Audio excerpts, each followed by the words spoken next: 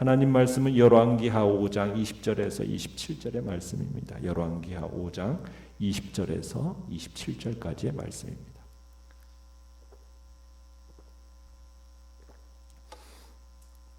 열왕기하 5장 20절에서 27절 우리 한 목소리로 같이 읽겠습니다. 시작. 하나님의 사람 엘리사의 사환 게하시가 스스로 이르되 내 주인이 이 아람 사람 나아만에게 면하여 주고 그가 가지고 온 것을 그의 손에서 받지 아니하였도다. 여호와께서 살아계심을 두고 맹세하노니 내가 그를 쫓아가서 무엇이든지 그에게서 받으리라 하고 나아만의 뒤를 쫓아가니 나아만이 자기 뒤에 달려옴을 보고 수레에서 내려 맞이하여 이르되 평안이냐 하니 그가 이르되 평안하나이다. 우리 주인께서 나를 보내시며 말씀하시기를 지금 선지자의 제자 중에 두 청년이 에브라임 산지에서부터 내게로 왔으니 청하건대 당신은 그들에게 은 1달란트와 옷 2벌을 주라 하시더이다.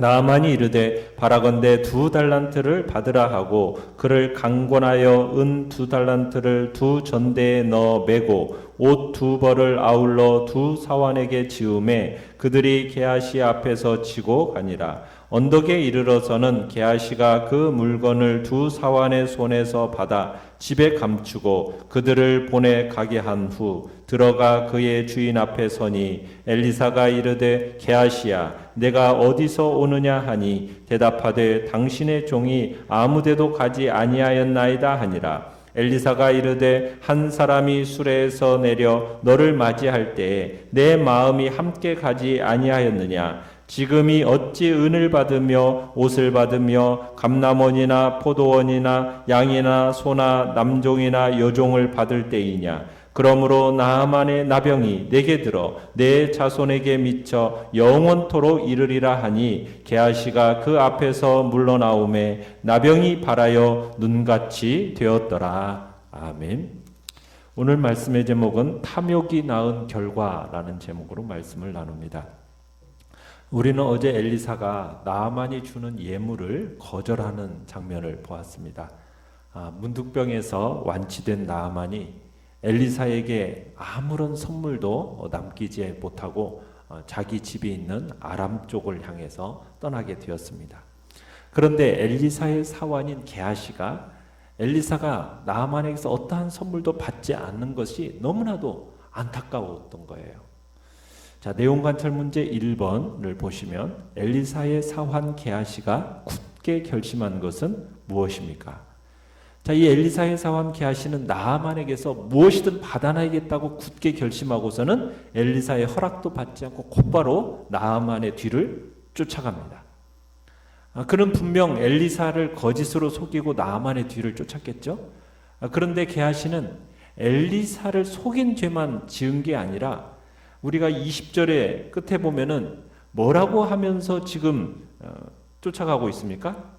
여호와께서 살아계심을 두고 맹세하노니 하면서 맹세까지 하면서 쫓아가고 있습니다. 그러니까 하나님의 이름을 악용해서 자신의 탐심을 채우고자 하는 겁니다. 이건 중대한 범죄 행위입니다. 하나님은 당신의 이름을 어떻게 사용하지 말라고 합니까? 망령되이, 그죠? 망령되이 일컫지 말라고 주님은 분명하게 명령을 하셨어요. 그러니까 하나님의 이름, 하나님의 성호는 찬양과 경배와 영광을 돌린 데만 사용해야지 자신의 탐심을 채우고자 그 이름을 파는 일은 하나님의 이름을 망령되이 일컫는 중대한 범죄 행위입니다. 어떻게 보면 이 세상에서 가장 추악한 죄 중에 하나는 종교를 빙자해서 자신의 탐욕을 채우는 일입니다.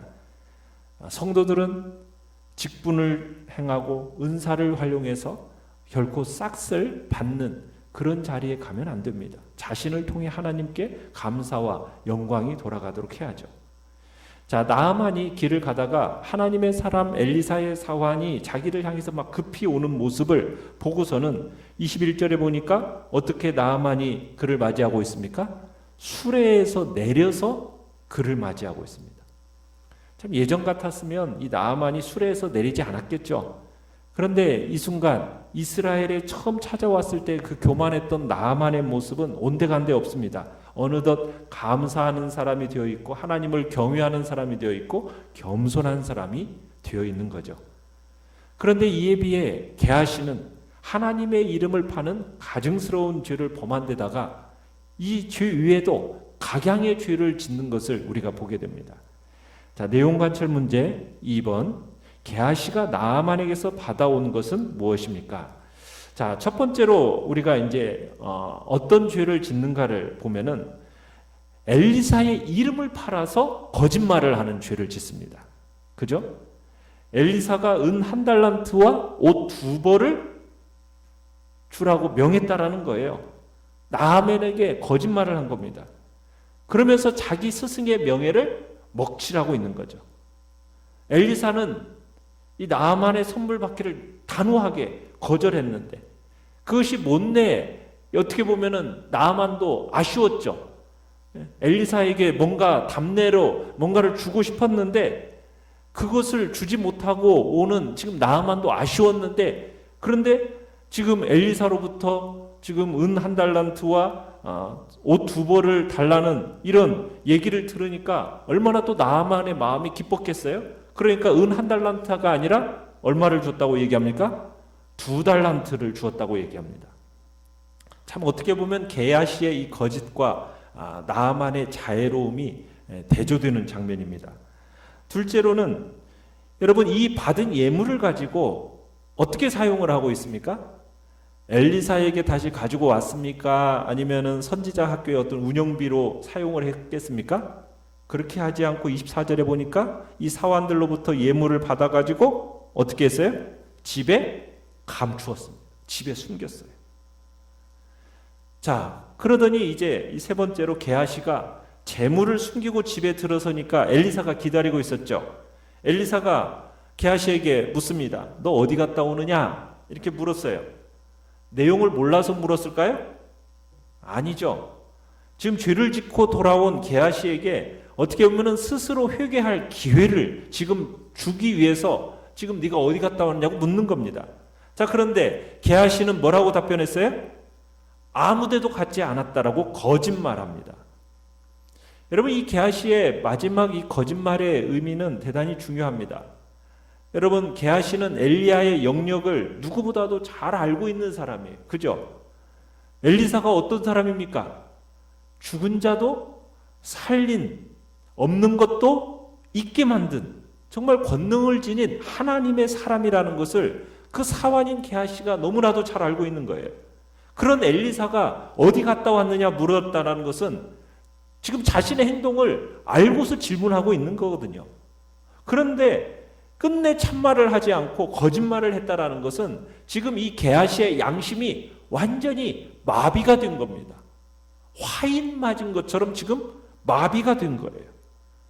스스로 회개의 기회를 거부해버리고 그런 게하시에게 회개하지 않는 게하시에게 엘리사는 어떻게 선언해버리고 있습니까? 너와 너의 후손들이 어떻게 될 거라? 나한만의 나병이 문둥병이 대신 앓게 될 거라고 선언을 합니다. 게하시가 한 거짓말이 또 다른 거짓말을 낳고 결국 그 거짓말의 죄가 이 같은 고통이 그를 찾아오게 된 거죠. 자, 연구와 묵상 문제 3번을 보시면 엘리사는 게하시에게 지금이 어찌 은을 받으며 옷을 받을 때이냐라고 반문합니다. 도대체 지금이 어떤 때이기에 엘리사가 그렇게 말했을까요? 자, 26절에 보면은 이렇게 되어 있죠. 지금이 어찌 은을 받으며 옷을 받으며 감람원이나 포도원이나 양이나 소나 남종이나 여종을 받을 때이냐라고 이렇게 질타를 하고 있어요.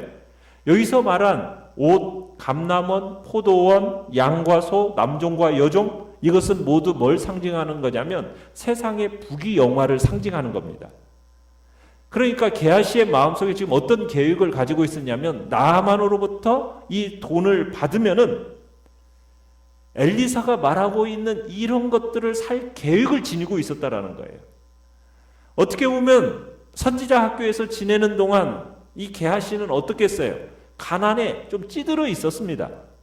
그러니까 이 선지자 학교의 사환의 일 이제 그만두고 세상의 부자처럼 부하고 평안하게 살고자 하는 그런 계획을 마음속에 품고 있었다라는 겁니다. 그런 게하시를 향하여서 엘리사가 지금이 그런 때가 아니라는 거, 지금 외치고 있는 겁니다. 지금이 어떤 때인데? 당신은 북이스라엘이 정치적, 종교적, 도덕적으로 큰 위기 가운데 처해 있는 상황이었습니다. 정치적으로는 지금 아람 등의 나라에 의해서 침공의 위기를 받고 있었고, 종교적으로는 여호와의 신앙을 버림으로써 하나님의 선민이라는 정체성을 상실해버리고 마치 이방인들과 같이 되어 있었고, 도덕적으로는 사람들이 탐욕에 젖어 살아가고 있어서 극도의 타락한 사회혼란상을 보여주고 있었다는 얘기입니다. 그런데 지금 게하시는 어떤 마음을 품고 있는 겁니까? 하나님의 종으로서 지금 세상의 영화나 추구하면서 그렇게 살아가서는 안 되는데 지금 그런 마음을 품고 그런 자리를 향해서 가고 있다는 겁니다.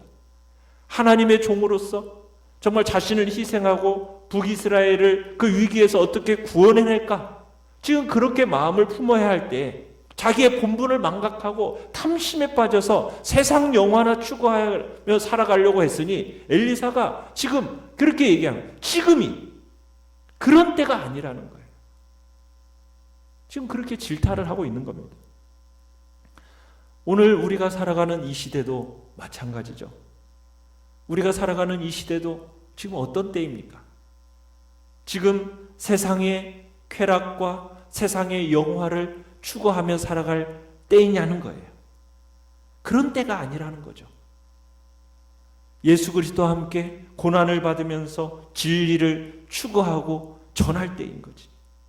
이방인에게 하나님이 어떤 분이신지를 보여줘야 되고 하나님의 영광을 드러내야 할 그때, 정말 하나님의 진리를 전파하고 예수 그리스도의 남은 고난을 대신 감당해야 하는 때가 바로 이때, 우리가 이 땅에서의 사명을 망각하고 때를 분별하지 못하고 자신의 이기적인 욕망과 탐욕을 채우고자 한다면 결국 게하시처럼 비참한 결국을 맞게 될 것이라는 것을 오늘 우리에게 얘기하고 있는 겁니다. 느낀 점 4번을 보시면 거듭 거짓말을 하며 자신의 탐욕을 따르다가 나병 환자가 된 게하시를 볼 때 무엇을 느낍니까? 여러분, 조그만 탐심의 결과가 얼마나 무서운 결과를 초래하는지를 우리에게 보여줍니다. 게하시는 엘리사의 저주를 받아서 나아만 대신 나병 환자가 되고 맙니다. 자기 혼자만 나병 걸리는 게 아닙니다. 자자손손 가문의 후손들까지 나병 환자가 되는 저주를 받게 됩니다. 왜냐하면 게하시의 죄는 단순히 거짓말한 죄가 아닙니다. 그 안에는 윤리적 도덕적인 차원의 죄만 있는 것이 아닙니다. 그 안에는 바알 숭배로 물든 이스라엘 백성들을 영적으로 고치시고 회복시키시려는 하나님의 구원의 섭리를 회방한 회방죄가 들어 있습니다. 이 게하시의 탐심으로 말미암은 이 범죄는 나아만과 아람 사람들에게 하나님이 어떤 분인지 그 하나님을 그릇되게 오해하도록 만든 죄가 있습니다. 나아가서는 이스라엘 백성들에게 악한 본이 되었다는 얘기입니다. 이만큼 탐심이라는 것은 만악의 근원이 되는 겁니다. 사실 이 땅에 죄가 들어온 것도 무엇 때문이었습니까? 인간의 탐심 때문이었죠. 인간이 피조물로서 자기의 분수를 망각하고 하나님같이 되고자 하는 그 탐심으로 말미암아 하나님이 금하신 그 금령을 어긴 결과 이 세상에 죄가 들어온 거 아니겠습니까? 탐심이라는 것은 만악의 근원이라는 겁니다. 욕심이 잉태한 즉 죄를 낳고 죄가 장성한 즉 사망을 낳는다고 분명하게 얘기한 것처럼 오늘 우리의 마음속에 있는 탐심을 버려야 됩니다. 탐심을 버리는 대신에 무엇을 배워야 하겠습니까? 바울처럼 자족하는 법을 배워야 합니다. 범사에 감사하는 법을 배워야 합니다. 범사에 감사할 줄 아는 사람만이 탐심의 유혹에 빠지지 않을 수 있기 때문입니다. 결단과 적용 5번을 보겠습니다. 탐욕으로 눈이 멀어 하나님의 뜻과 때를 분별하지 못하는 경우는 없는지, 눈앞의 이익 때문에 거짓과 속임수를 행하는 경우는 없는지 돌아봅시다. 나는 하나님께 값없이 받은 은혜를 다른 사람들에게 값없이 나누어 주고 있습니까? 자, 오늘의 기도 같이 읽겠습니다. 시작. 탐심은 우상 숭배라는 말씀을 기억하며 주님의 영광만을 드러내게 하소서. 아멘.